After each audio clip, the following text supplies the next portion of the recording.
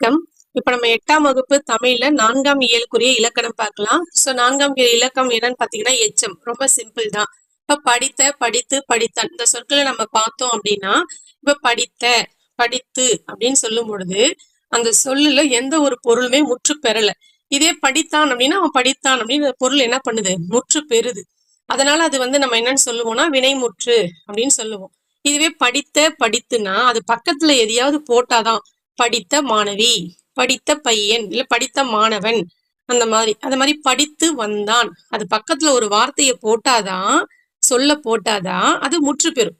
இல்லைன்னா அது முற்று பெறாம தான் நிக்கும். அதனாலதான் அதை என்னன்னு சொல்றாங்கன்னா எச்சம் அப்படின்னு சொல்றாங்க.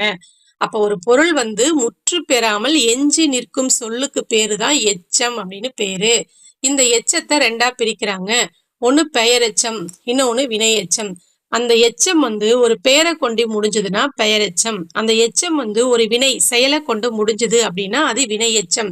இப்ப நம்ம பெயரெச்சம்னா பார்க்கலாம். பெயரெச்சம் அப்படின்னு சொல்லும் போது இப்போ படித்த அப்படின்னா அது ஒரு எச்சம். அது பக்கத்துல ஒரு பெயர் சொல் வரணும். மாணவன், படித்த மாணவன், படித்த மாணவி, படித்த பள்ளி, படித்த புத்தகம், படித்த ஆண்டு, அது பக்கத்துல ஒரு பெயர் வருதுங்களா? சோ அதனால இது பெயரெச்சம். ஓகேங்களா? மேக்சிமம் பெயரெச்சம் அப்படின்னாலே ஆஸ் சவுண்ட்ல வரும். அந்த படித்த அப்படின்னு அந்த ஆஸ் சவுண்ட்ல வரும். நம்ம அதை வச்சு அது படித்த அப்படின்னு ஆஸ் சவுண்ட் வரதுனால அது பெயரெச்சம் நம்ம கண்டுபிடிச்சிடலாம். இல்லைனாலும் அந்த எச்சம் பக்கத்துல ஒரு பெயரை கொண்டு முடியும். அவ்வளவுதான் பெயரெச்சம். இந்த பெயரெச்சம் பாத்தீங்கன்னா நமக்கு 3 காலத்திலையும் வரும். 3 காலம்னா என்ன? இறந்த காலம், நிகழ்காலம், எதிர்காலம். அந்த 3 காலத்திலையும் வரும். இப்ப பாடிய பாடல்னா அது எந்த காலம்? பாடிய அப்படின்னும் பொழுது ஆஸ் சவுண்டு தான் வருது. அப்ப இது பெயரெச்சம். அப்படி பார்த்தாலும் ஓகே தான். இல்லைன்னா பாடிய பக்கத்துல பாடல் வருது. எச்சம் பக்கத்துல பாடல்ன்றது ஒரு பெயரை குறிக்குது. அதனால இது பெயரெச்சம் அப்படின்னு நம்ம சொல்லலாம். இதுல பாடியங்கிறது எந்த காலம் அப்படின்னு பாத்தீங்கன்னா இறந்த காலம். அதனால பாடிய பாடல் அப்படிங்கிறது இறந்த கால பெயரெச்சம். அதே மாதிரி பாடுகின்ற பாடல், இப்ப பாடிட்டு இருக்காங்க. சோ அதனால அது இதுவும் ஆஸ் சவுண்ட்ல முடியுது. அதுக்கடுத்து அந்த எச்சம் பெயரை கொண்டு முடியுது. சோ அதனால இது நிகழ்கால பெயரெச்சம். பாடும் பாடல் அப்படின்னும் போது எதிர்கால பெயரெச்சம். அடுத்து இந்த பெயரெச்சத்தை ரெண்டா பிரிக்கிறாங்க. தெரிநிலை பெயரெச்சம், குறிப்பு பெயரெச்சம். ஓகேங்களா? எச்சத்தை ரெண்டா பிரிக்கிறாங்க. பெயரெச்சம், வினையெச்சம். அடுத்து இந்த பெயரெச்சத்தை ரெண்டா பிரிக்கிறாங்க. ஒண்ணு தெரிநிலை பெயரெச்சம், இன்னொன்னு குறிப்பு பெயரெச்சம். தெரிநிலை பெயரெச்சம் அப்படின்னா தெரிநிலைனா தெரியும். எது தெரியும்? செயலும் காலமும் தெரியும். அத ரெண்டையும் வெளிப்படையா எந்த செயலை செய்யறாங்க, எந்த காலத்துல செய்யறாங்க அப்படின்றத வெளிப்படையா காமிச்சிச்சு அப்படின்னா அது தெரிநிலை பெயரெச்சம். அப்ப அதை காமிக்கல அப்படின்னா அது என்னது? குறிப்பு பெயரெச்சம். அப்ப செயலையும் காலத்தையும் காட்டலன்னா அது குறிப்பால உணர்த்துவாங்க. சோ ஒரு பண்பை தான் சொல்லும். அதுதான் குறிப்பு பெயரெச்சம். சரிங்களா? தெரிநிலைனா தெரியும். எது? செயல், காலம். குறிப்பினா தெரியாது. எது தெரியாது? செயலும் தெரியாது, காலமும் தெரியாது. அப்ப அங்க என்னதான் தெரியும்னா ஒரு பண்பை மட்டும்தான் அது காட்டும். சரிங்களா? இப்ப எக்ஸாம்பிள் பாருங்க. எழுதிய கடிதம். எழுதிய ஆஸ் சவுண்ட் வருதுங்களா? அதுக்கடுத்து எழுதியன்றது ஒரு எச்சம், கடிதம்ன்றது ஒரு பெயர். அப்ப பெயரை கொண்டு முடியுதுங்களா? அப்ப இது என்ன எச்சம்? பெயரெச்சம்னு சொல்லிடுறோம். பெயரெச்சத்துல இது என்ன வகை அப்படின்னு பார்க்கும் பொழுது எழுதிய கடிதம் அப்படின்னா நேத்து எழுதிருக்கலாம். அப்போ இன்னைக்கு எழுதினா என்னன்னு சொல்ல மாட்டோம், எழுதிய கடிதம் சொல்ல மாட்டோம். ஓகேங்களா? அது எழுதுகின்ற கடிதம் தான் சொல்லுவோம். நாளைக்கு எழுதுறாங்கன்னா எழுதும் கடிதம் சொல்லுவோம். அப்ப நேத்து எழுதிருப்பாங்க. அப்ப அது எழுதிய கடிதம். ஆக மொத்தம் காலத்தை காட்டுது. இறந்த காலம்ன்றது அது காட்டுது. அதுக்கடுத்து செயல். என்ன செயல்? எழுதுதல். எழுதிய கடிதம்னா செயல் என்ன? எழுதுதல். செயலையும் காட்டுது. அதனால இதுக்கு பேரு தெரிநிலை பெயரெச்சம். ஓகேங்களா? அப்ப குறிப்புனா எக்ஸாம்பிள் பாருங்க. சிறிய கடிதம். சிறிய அப்படின்னு சொல்லும் பொழுது எங்கேயாவது காலம் சொல்ல முடியுமா நம்மளால? அது நிகழ்காலமா, இறந்த காலமா, எதிர்காலமான்னு சொல்ல முடியாது. சிறியங்கிறது செயலா? கிடையாது. அது ஒரு பண்பு. சின்னதா இருக்குது, பெருசா இருக்குது, கம்மியா இருக்குது, அதிகமா இருக்குது, அப்புறம் மெல்ல, வேகமாக, இது எல்லாமே ஒரு பண்பு தான். சரிங்களா? அப்ப அங்க எதை மட்டும் தான் காட்டுது? சிறிய கடிதம்னும் போது பண்பை மட்டும்தான் காமிக்குது. அதனாலதான் இது குறிப்பு பெயரெச்சம். முதல்ல இது எச்சம். ஏன்னா சிறிய ஆவல முடியுது. அப்ப அது பெயரெச்சம். சிறியங்கிறது பண்பை குறிக்குது. அதனால இது குறிப்பு பெயரெச்சம். ஓகேங்களா? இப்ப நம்ம வினையெச்சம் பார்க்கலாம். இப்ப வினையெச்சம் அப்படின்னும் போது ஒரு எச்சம் ஒரு வினைமுற்றை கொண்டு முடியும். அந்த எச்சத்துக்கு பேரு தான் வினை எச்சம் அப்படின்னு பேரு. இப்ப படித்து அப்படின்றது ஒரு எச்சம். இது பாத்தீங்கன்னா எப்படி வரும்? படித்து மாணவன் நம்ம எழுத முடியுமா? சொல்லி பாருங்க. வராது. அது பக்கத்துல ஒரு பேர் வரவே வராது. எந்த பேரை வேணாலும் போட்டு பாருங்க, வராது. அப்ப அதுவே ஒரு வினைமுற்ற போட்டு பாருங்க. படித்து முடித்தான், படித்து வியந்தான், படித்து மகிழ்ந்தார், படித்து வந்தான். அப்ப இந்த மாதிரி சொல்லும் பொழுது ஒரு எச்சம் ஒரு வினை முற்றை கொண்டு முடியறதுனால இதுக்கு பேரு வினை எச்சம் அப்படின்னு பேரு. இந்த வினை எச்சம் 3 வகைப்படும். பெயரெச்சம் 2, தெரிநிலை, குறிப்பு. ஆனா வினை எச்சம் 3, தெரிநிலை, குறிப்பு, இன்னொன்னு முற்றெச்சம். 3 வகைப்படும். இதுல தெரிநிலைனாலே நமக்கு தெரியும். எது தெரியும்? செயலும் காலமும் தெரியும். அப்போ ஒரு வினை எச்சம் செயலையும் காலத்தையும் வெளிப்படையா காமிச்சுது அப்படின்னா அது தெரிநிலை வினையெச்சம். அதே ஒரு வினையெச்சம் காலத்தை வெளிப்படையா காட்டல, பண்பை மட்டும்தான் காட்டுது, அப்போ பண்பை மட்டும் குறிப்பால உணர்த்துது அர்த்தம். சோ அதனால அதுக்கு பேரு குறிப்பு வினையெச்சம். இப்ப எக்ஸாம்பிள் பாருங்க, எழுதி வந்தான். அடுத்து இந்த வினையெச்சம்னாலே எதுல முடியும்னா உ இ இதுலதான் முடியும். பாருங்க, படித்து முடித்தான், படித்து வியந்தான், படித்து வந்தான், படித்து மகிழ்ந்தார். ஊ சவுண்டு வருதுங்களா? அதே மாதிரி பாருங்களேன், ஈ சவுண்டுக்கு எழுதி முடித்தான், எழுதி வியந்தான், எழுதி மகிழ்ந்தார், ஈ சவுண்டு வருதுங்களா? அப்போ ஊ ஈல முடிஞ்சிச்சுனாலே அது எதை குறிக்கும் அப்படின்னா வினையெச்சத்தை குறிக்கும். அப்படி நம்ம ஷார்ட்டாவும் நம்ம ஞாபகம் வச்சுக்கலாம். ஓகேங்களா? இப்ப பாருங்க, எழுதி வந்தான், ஈ சவுண்டு வருதுங்களா? அப்ப இது என்னதான் வினையெச்சம்னு சொல்லிடுறோம். அடுத்து இது என்ன வினையெச்சம்? தெரிநிலையா, குறிப்பா, முற்றான்னு பாக்குறோம். அப்ப என்ன செய்யறோம்? இது காலத்தை காட்டுதான் ஃபர்ஸ்ட் பாக்குறோம். இப்ப எழுதி வந்தான் அப்படின்னும் போது நேத்து எழுதிட்டு இன்னைக்கு வந்திருக்காங்க. அப்ப அது எந்த காலத்தை காட்டுது? இறந்த காலத்தை காட்டுது. சரிங்களா? அதனால இப்ப இது என்ன அப்படின்னு பாத்தீங்கன்னா காலத்தை காட்டுறதுனால இது தெரிநிலை வினையெச்சம். அவ்வளவுதான். நெக்ஸ்ட் குறிப்பு வினையெச்சம் பாருங்க. மெல்ல வந்தான், மெல்ல அப்படின்னும் போது காலம் காட்டுதா? இல்ல. சோ அதனால இது என்னன்னா மெல்லங்கிறது அந்த பண்பை தான் காட்டுது. அதனால இதுக்கு பேரு குறிப்பு வினையெச்சம்.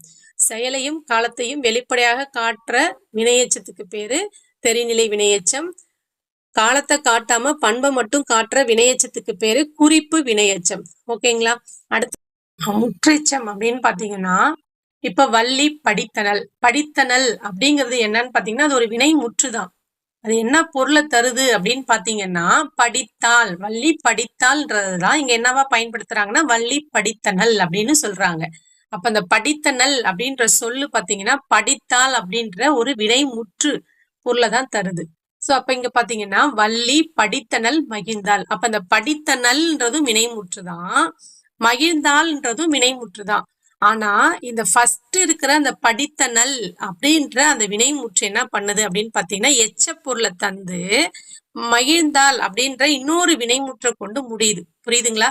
வேற ஒண்ணும் கிடையாது. இப்போ வள்ளி படித்தனல் மகிழ்ந்தாள் அப்படின்னா என்ன அர்த்தம்? வள்ளி படித்து மகிழ்ந்தாள் அப்படின்னு அர்த்தம். அதான அர்த்தம். வள்ளி படித்தனல் மகிழ்ந்தாள் அப்படின்னா வள்ளி படித்து மகிழ்ந்தாள் அப்படின்னு அர்த்தம்.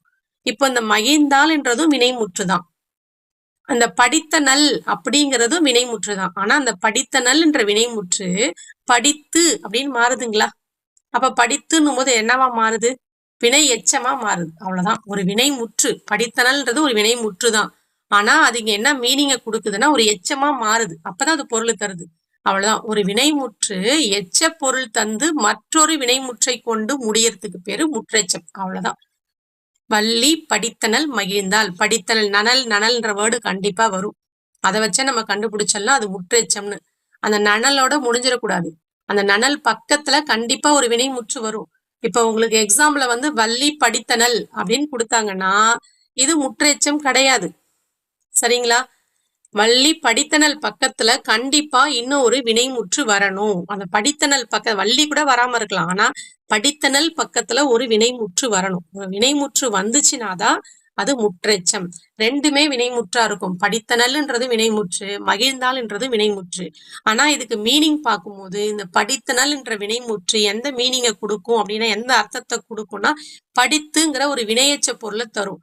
அப்போ இந்த வினைமுற்று ஃபர்ஸ்ட் இருக்கிற வினைமுற்று படித்துங்கிற ஒரு வினையெச்ச பொருளை தந்து திரும்பவும் ஒரு வினைமுற்ற கொடுக்குது. மகிழ்ந்தால்ன்ற இன்னொரு வினைமுற்ற கொடுக்குது.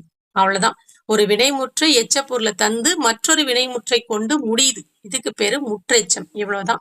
இதுல ஒன்றும் கன்ஃபியூஸ் ஆகிக்கிறதே கிடையாது. அதுல 2 வினைமுற்றுகள் இருக்கும். அதுல ஒரு வினைமுற்று எச்சப்பொருளை தரும், இன்னொரு வினைமுற்றை கொண்டு முடியும். அவ்வளவுதான். சரிங்களா? இப்ப மதிப்பீடு போயிடலாம். இப்ப முற்று பெறாமல் எஞ்சி நிற்கும் சொல்லதான் என்னன்னு சொல்றோம் நம்ம? எச்சம் அப்படின்னு சொல்றோம். கீழ்காணும் சொற்களில் பெயரெச்சம். பெயரெச்சம்னாலே எதுல முடியும்னு சொன்னோம்? ஆல முடியும். படித்து ஊல முடியுது, வினையெச்சம். எழுதி ஈல முடியுது, இதுவும் வினையெச்சம். வந்து ஊல முடியுது, இதுவும் என்னதான்? வினையெச்சம். அப்ப பார்த்த சவுண்ட்ல முடியுது, அப்ப இது பெயரெச்சம். அடுத்து குறிப்பு வினையெச்சம் அப்படின்னு சொல்றாங்க. குறிப்பு வினையெச்சம் டேஷை வெளிப்படையாக காட்டாது. குறிப்பு வினையெச்சம் எதை காட்டாது? கண்டிப்பா காலத்தை காட்டாது. சரிங்களா? அப்ப எதை காட்டும் அப்படின்னா பண்பினை காட்டும். இதுதான் முக்கியம். அடுத்து பொறுத்துக்க. நடந்து ஊன் முடியுதுங்களா? அப்ப ஊன் முடிஞ்சுன்னா என்னது? வினையெச்சம். இங்க ஆப்ஷன் பாருங்க, வினையெச்சம் ஒண்ணுதான் இருக்கு, அதை போட்டலாம். அடுத்து பேசிய ஆன்னு முடியுதுங்களா? பெயரெச்சம். ஆனா இங்க பெயரெச்சம் 2 இருக்கு. ஒண்ணு குறிப்பு பெயரெச்சம், இன்னொன்னு வெறும் பெயரெச்சம். அப்ப இன்னொரு பெயரெச்சம் இதுன்னு கம்பேர் பண்ணணும். இது பேசிய, இதுவும் ஆன் தான் முடியுது, இதுவும் பெயரெச்சம் தான். பெரிய, இதுவும் பெயரெச்சம் தான். இந்த 2ல எது குறிப்பு பெயரெச்சம்னு பாக்குறோம். பேசியன்னும் போது காலத்தை காட்டுது, அப்ப அது தெரிநிலை பெயரெச்சம். இங்க தெரிநிலை பெயரெச்சம் கொடுத்திருக்காங்களா? கொடுக்கல. அதனால இதை நம்ம பெயரெச்சம் அப்படின்னு மேட்ச் பண்ணிக்கிறோம். அதே பெரிய, பெரியன ஆனு முடியுது, இது பெயரெச்சம். பெரியங்கிறது பண்பை குறிக்கிறதுனால இது குறிப்பு பெயரெச்சம். அப்போ குறிப்பு பெயரெச்சம் கொடுத்திருக்காங்க. அப்ப 4th ஒண்ணுதான் என்னது? குறிப்பு பெயரெச்சம். புரியுதுங்களா? ரெண்டுமே ஆசை உள்ள முடியுது. அப்ப 2 ஆப்ஷன்ல எது வரும்னு கம்பேர் பண்ணணும். இப்ப நமக்கு பேசிய அப்படின்றது ஆலதான் முடியுது, பட் பேசிய அப்படின்னா அது ஒரு காலத்தை காட்டுது. அப்ப அது தெரிநிலை பெயரெச்சம் இங்க கொடுக்கல, அதனால வெறும் பெயரெச்சம் சூஸ் பண்ணிக்கிறோம். பெரிய அப்படின்னும் போது ஆல முடியுது, ஆனா பெரிய அப்படின்னும் போது அது எதை குறிக்குது? பண்பை குறிக்கிறதுனால அது குறிப்பு பெயரெச்சம். அடுத்து எடுத்தனன் உண்டான். எடுத்தனன் உண்டான். எடுத்தனன்ன்றது வினைமுற்றுதான், உண்டான் என்றது வினைமுற்றுதான். ஆனா ஃபர்ஸ்ட் இருக்கிற எடுத்தனன்ற வினைமுற்று என்னவா மாறுதுன்னா, எடுத்தனன் உண்டான்னா என்ன அர்த்தம்? எடுத்து உண்டான், அதான அர்த்தம். எடுத்தனன் உண்டான் அப்படின்னா எடுத்து உண்டான். அப்ப ஃபர்ஸ்ட் இருக்கிற அந்த எடுத்தனன் அப்படின்ற வினைமுற்று எடுத்து அப்படிங்கிற ஒரு எச்சப்பொருளை தந்து பக்கத்துல உண்டான்ற ஒரு வினைமுற்றை கொண்டு முடியறதுனால அதுக்கு பேரு முற்றச்சம். ஓகேங்களா? இப்ப புரியும்னு நினைக்கிறேன். அடுத்து கீழ்காணும் சொற்களை பெயரெச்சம் வினையெச்சம்னு வகைப்படுத்த சொல்றாங்க. நமக்கு தெரியும் பெயரெச்சம்னா ஆல முடியுது. எதெல்லாம் ஆல முடியுது? நல்ல, எரிந்த, வீழ்ந்த, மாட்டிய, அழைத்த, இதெல்லாம் ஆ சவுண்ட்ல முடியுது. சோ இது எல்லாமே என்னது? பெயரெச்சம். ஓகேங்களா? அடுத்து ஊ சவுண்டு ஈ சவுண்ட்ல முடிஞ்சிச்சுன்னா வினையெச்சம். படுத்து, பாய்ந்து, கடந்து, அப்புறம் பாத்தீங்கன்னா பிடித்து, அப்புறம் பார்த்து, இதெல்லாம் ஊ சவுண்ட்ல முடியுது. சோ அது வினையெச்சம். ஓகேங்களா? தேங்க்யூ.